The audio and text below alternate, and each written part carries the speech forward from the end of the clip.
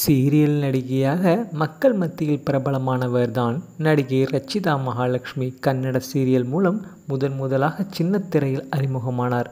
இதனை அடுத்து தனது சிறப்பான நடிப்பினை வெளிப்படுத்தியதன் மூலம் தமிழில் பிரிவோம் சந்திப்போம் என்னும் சீரியலில் நடிக்கும் வாய்ப்பு இவருக்கு கிடைத்தது. இந்த சீரியலிலே மக்கள் முன்பு பேராதரவையும் பெற்றார். இதற்கு பிறகு அடுத்தடுத்து சீரியலில் நடிக்கும் வாய்ப்பு இவருக்கு கிடைத்தது. இதனை அடுத்து 2013ஆம் ஆண்டு இளவரசி என்னும் சீரியலில் சன் டிவியில் நடித்து வந்தார். இந்த சீரியல் மக்களிடையே வரவேற்பை பெற்றதன் மூலம் விஜய் டிவியில் மிகவும் பிரபலமான சரவணன் மீனாட்சி என்னும் தொடரில் 2வது சீசனில் நடிக்கும் வாய்ப்பை பெற்றார். இந்த நிலையில் சரவணன் மீனாட்சி சீரியல் மூலமே இவருக்கு மிகப்பெரிய அந்தஸ்து சீரியலில் கிடைத்தது. இதனை அடுத்து அண்மை பேட்டி ஒன்றில் நிருபரின் கேள்விக்கு ரச்சிதா கொடுத்த பதிலை பார்த்த அனைவரும் அவரை பாராட்டியிருக்கிறார்கள்.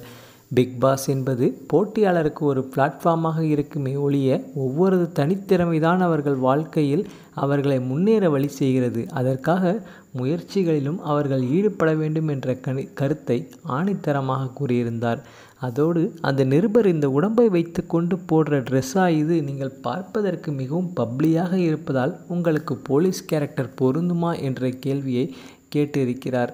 பிக் பாஸ் நிகழ்ச்சிக்கு பின் மெய்நிகரே என்ற படத்தில் நடித்து வந்திருக்கும் இவர்தான் அடுத்து அந்த படத்திற்காக தயாராகியும் வருகிறார்.